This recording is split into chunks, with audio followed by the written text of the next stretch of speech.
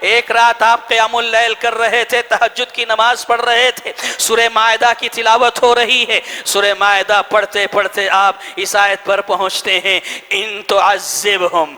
تعذبہم فإنہم عبادک وإن تغفر لہم فإنک انت العزیز الحکیم۔ اے اللہ اگر تو عذاب دے گا، اے اللہ اگر تو عذاب دے گا، تجھے پورا حق حاصل ہے کہ تو عذاب دے دے، کیونکہ تیرے ہی بندے ہیں، لیکن اے اللہ اگر تو بخش دے گا، تو معاف کر دے گا، تو زبردست حکمت والا ہے، تیرے رحمت کے خزانے میں کوئی کمی نہیں ہوگی۔ اللہ اکبر۔ راوی حدیث بیان کرتے ہیں پیارے نبی تہجد کی نماز میں اس ایک آیت پر جب پہنچے آپ رونے لگے، زارو قطار رونے لگے، اور پوری رات آپ تہجد کی نماز پڑھتے رہے اور ہر رکعت میں اسی آیت کو بار بار دہراتے رہے، روتے رہے، دہراتے رہے، تڑپتے رہے، پریشان رہے، یہاں تک کہ جبریل امین کو بھیج دیا اللہ تبارک و تعالی نے۔ جبرائیل آئے، پوچھا کیا بات ہے؟ اے جبرائیل دیکھو میں نے عیسیٰ کی دعا پڑھی ہے،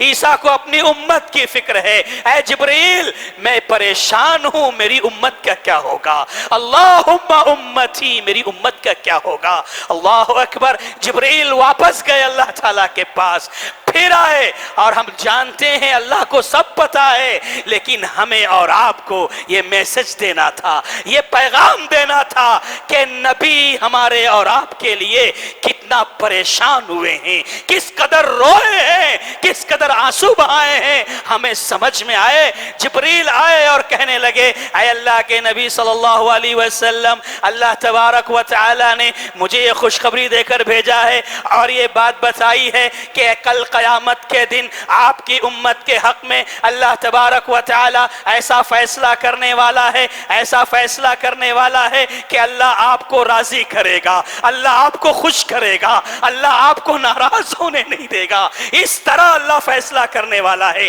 اور اس کی تھوڑی سی وضاحت اگر آپ دیکھنا چاہیں تو سورہ حج کی ابتدائی آیت پڑھیے، اس کی شرح میں، تفسیر میں محدثین نے ایک حدیث یہ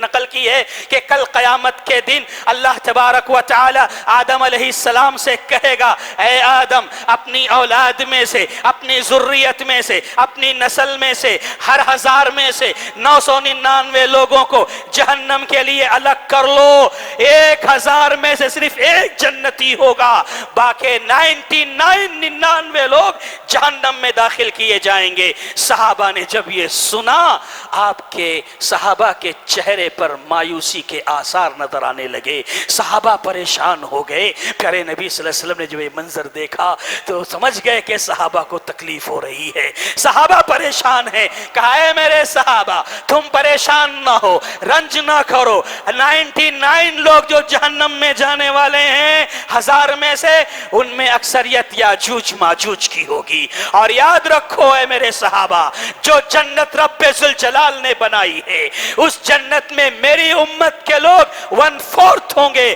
یعنی چوتھا حصہ ہوں گے۔ پھر کہا کہ نہیں 1/3 ہوں گے، پھر کہا کہ نہیں ہے میرے صحابہ مجھے رب کی ذات سے پوری امید ہے کہ جو اللہ نے جنت بنائی ہے اس جنت میں آدھی جنت میرے امتیوں سے بھری ہوگی، آدھی جنت میری امتیوں کے لیے ہوگی۔ یہ سننا تھا کہ صحابہ کرام نے نعرہ تکبیر بلند کر